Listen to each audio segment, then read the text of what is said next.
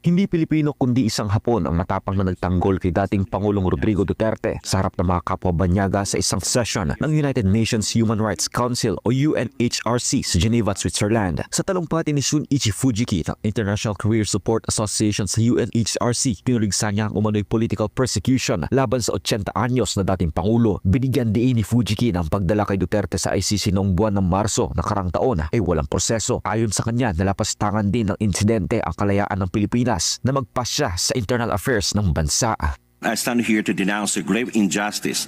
Rodrigo Duterte, 80 years old, former president of the Philippines, who bravely fought illegal drugs to protect millions, has been unlawfully removed from the homeland and held in the prolonged pretrial detention by the ICC in The Hague. Iginiit ng Japanese researcher sa UNHRC na hindi makatarungan ang pagkakakulong kay Duterte sa ilalim ng pangdaigdigang batas. Kinwestiyon niya ang pakikialam ng ICC lalo't hindi dumaan sa paglilitis sa mga local court ng Pilipinas ang dating Pangulo. Sinabi rin ni Fujiki na ginagamit umano ng administrasyon ni Pangulong Ferdinand Marcos Jr. ang sitwasyon upang sirain ang pangalan ng pamilya Duterte. Dahil dito, patuloy siyang nagsasalita sa mga international forum upang ipaalam sa mundo ang kanyang panig sa kaso. Binatikos din niya ang ICC dahil sa 3 beses na pagtanggi sa hiling na pansamantalang makalaya ang dating Pangulo.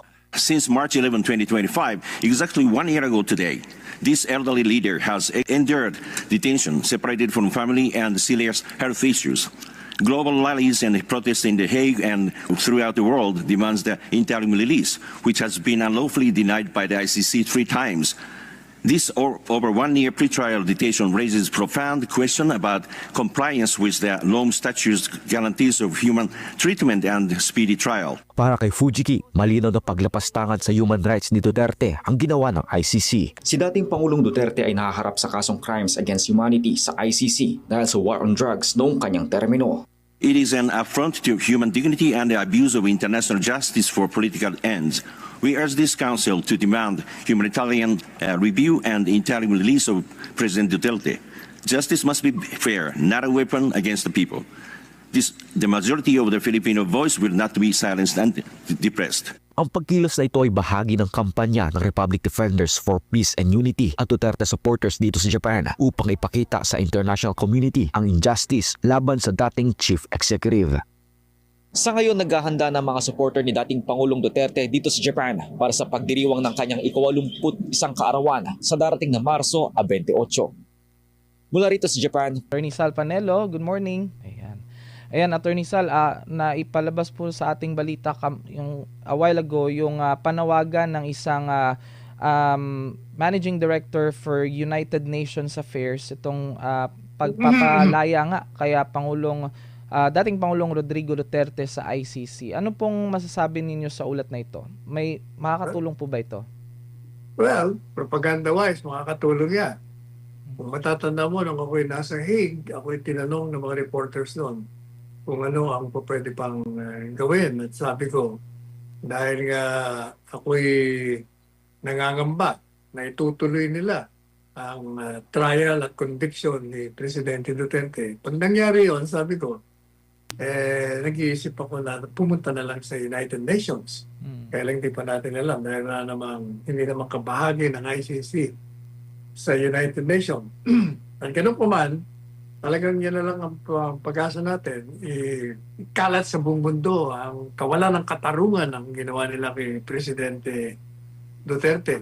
At natutuwa naman tayo na kahit isang dayuhan ay nagbibigay ng kanilang mga suporta at pagpapahayag ng kanilang damdamin sa kawalan ng batayan, kawalan ng katarungan ang ginawa nila sa Pangulong Duterte. At yan ay isang panawagan at the same time doon sa mga closeted, yung mga nakatagong Duterte supporters na hindi pa nagpapahayag, natatakot pa rin na manindigan dahil sa pangamba ng administrasyon ay uusigin o tutugisin sila. Lalong-lalo na dyan sa Kongreso. Maraming mga kampi si Presidente Duterte na nananahimik pa. Sa Senado, ganun din. Noong siya'y inaresto, hinuli, itinapon, ilan lang sa mga senador ang nanindigan na kinontra ng hayagan ang illegal na aresto, mabibilang mo sa daliri mo. Si Batulang, si Bongo, si Robin Padilla, at basta dalawa pa. Pero the rest, sa mga talagang mga alam naman nating supporters ni Duterte, nanahimik sila. At yung iba naman, hindi lang nanahimik, bumaliktad.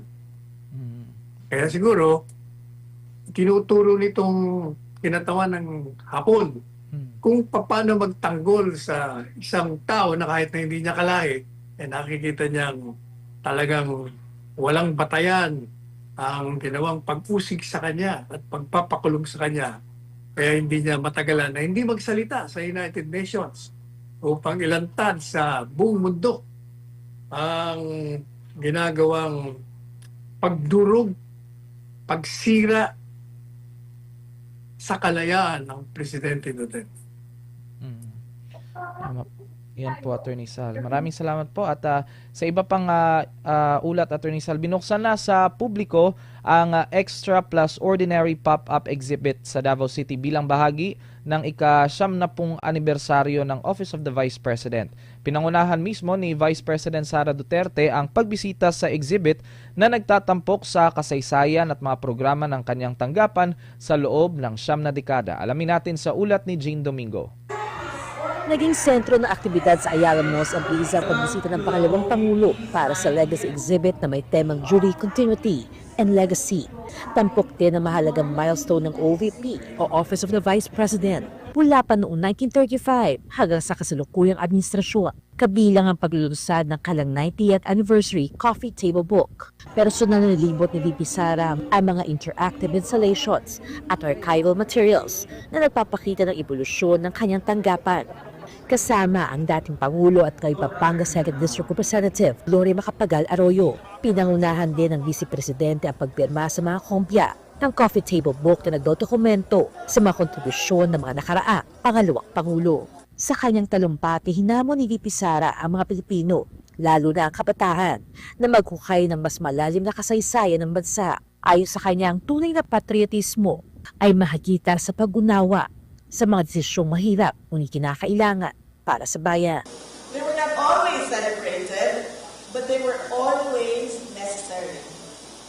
To the young people holding the books today, you are not here by accident.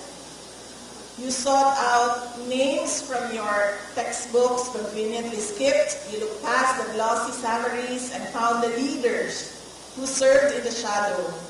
Those who did the heavy lifting of the Republic without the benefit of applause. But I challenge you, do not stop at these pages. History is often written by the victors and edited by the comfortable. I dare you to dig deeper into the nuances and counter narratives that have been pushed to the margins. A book shows a timeline, but only a patriot uncovers the truth between the lines. Binigyan din niya ng OVP ay patuloy na nag-aambag ng serbisyo ng walang hinto sa kabila ng iba't ibang hamon na nagpapatunay na ang tanggapan ay may mahalagang tungkulin at hindi lamang isang spare tire sa gobyerno. First in line, this is our contribution to the celebration month of the Araw ng Davao. So for now, ang focus ng Inday Sara at ng Office of the Vice President is yung mga kailangan namin gawin para sa bayan. Tulad nito, we have an exhibit that showcases the former Vice Presidents and teaches the children about leadership and anong klaseng leadership ang pipiliin nila sa kanilang pagbabiyahe dito sa ating bayan. Nang matanong tungkol sa kanya magiging running mate para sa 2028 elections, sinabi niyang wala pa siyang ibubunyag na pangalan sa ngayon. As I mentioned, noong episode ng Ibalik ang Tapang at Malasakit, nabanggit ko doon na meron akong ni-recruit last year. Does it mean na yun na? But hindi pa siya nag-decide kung tatakbo siya for Vice President or hindi. So, So, antayin na lang natin yung desisyon niya. Huwag na lang natin siya guluhin. Huwag na natin siya pangalanan kasi baka atakihin siya, sisirain yung pangalan niya. So, pabayaan natin siya magdesisyon. Gayunpaman inamin niya na mayroon ng ilang mga individual na lumalapit sa kanya para sa nasabing halalan. Meron. So how are you considering them, Vice? Allergic ako sa mga politiko ngayon. So, i-consider lang nila ako. So mga ilan sila VP na lumapit, including Attorney Gonzalo? 4 na. VP, sabi ni saya pa ba? Manimaan ka kinsa tong mga ni-traidor sa inyo. Adili. Dili ka mo dumot. Dili. I don't take it personally. Kasi, para sa akin ba, yung ginawa nila sa akin, personal yun sa akin. So, bilang isang politician, natural na ganun ang gagawin sa iyo. So, wala lang yan sa akin. Pero ang ginawa nila sa bayan, yung corruption at yung abuso nila, hindi yan personal sa akin. So, hindi natin yan palalampasin. Attorney Sal, sinabi na rin niya dati na yung issue ng korupsyon ay talaga hindi niya palalampasin, attorney. Ano pong masasabi niyo sa ulat na yan? Well, tama naman ang mga sinasabi ni Inday Sara. Actually, nuulit na lamang yung kanyang mga pahayag. Ito naman mga reporters, makukulit din. Sinabi na nga niyang hindi niya ngangalanan at wala pa desisyon. Naulit pa rin. Yan naman mga exhibit na yun. Maganda yung ginagawa niya. So, pinapakita niya yung mga ginagawa ng opisina ng Vice Presidente upang makatulong sa impormasyon sa ating bayan sa mga ginagawa ng opisina ng Vice Presidente. Ayan. Attorney Sal, nagsumiti si VP Sara ng kanyang 15 pages na sagot sa 2 impeachment complaint bago yung deadline kahapon. Sa kanyang consolidated verified answer ad cotellam, itinanggi ni VP Sara yung mga paratang na culpable violation of the Constitution at betrayal of public trust at iginit ng kanyang kampo na kulang sa konkretong ebidensya yung mga reklamo na nakabatay lamang sa haka-haka. Gayunman sinabi ng isang representative na si Terry Ridon na hindi direktang sinagot daw ng Vice Presidente ang mga aligasyon at sa halip ay kinwestiyon lamang yung proseso na impeachment. Samantala, ayon naman sa National Union or Unity Party, susuportahan lamang nila ang impeachment kung mapapatunayan ito sa pamamagitan ng malinaw, direkta at kapanipaniwalang ebidensya. Kabilang yung mga posibleng testimonya ng whistleblower na si Ramil Madriaga, Attorney Sal. Buti na lang po nakahabol po siya ng pagsumite ng kanyang sagot, Attorney Sal. But will it help po, Attorney, sa tingin nyo? Wala yan. Okay, sumagot ka kay hindi doon. Sigurado naman itutuloy ng Committee on Justice. Gaya ng paulit-ulit ko ng pinasabi. Tuloy-tuloy yan. Itatransmit nila yan sa